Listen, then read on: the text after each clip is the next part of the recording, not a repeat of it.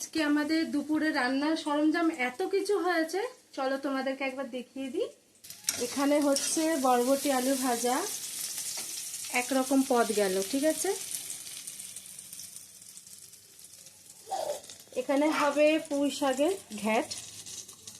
পুঁই শাকের ঘ্যাটের মধ্যে কি কি দিচ্ছি, বেগুন, কুমড়ো, এটা কচু, আলু নয় কিন্তু, এতে আলুও রয়েছে, আমি একসাথে ভেজেছি, এই যে আলু। আর এটা হলো পটল। এগুলো আমার ভাজা হয়ে গেছে, নুন হলুদে আমি ভেজে রেখেছি। ঘ্যাট হয়ে গেল, বরবটি আলু ভাজা হয়ে গেল।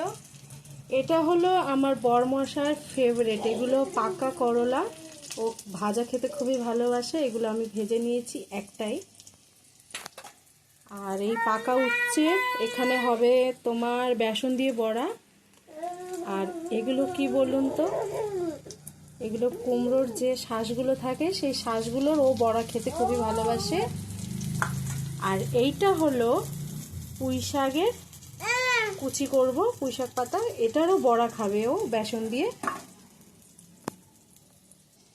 ঘ্যাটের সাথে আমি আরও আজকে অ্যাড করব এই চিংড়ি, এগুলো আমার শ্বশুরমশাই বসে বসে ছাড়াচ্ছেন। এই যে 500 মতো চিংড়ি আজকে এনেছে, অল্প আনতে বলেছিলাম, ওর তো চোখে একদম সবসময় বড় বড় দেখায়, খাবো খাবো আমার বরমশাই বেশি বেশি সব কিছু। এই চিংড়িগুলো ঘ্যাটের সাথে অ্যাড করব। এটাই হলো আজকে আমাদের দুপুরের মেনু। শেষে আমি আপনাদের আবার আরেকবার দেখিয়ে দেবো।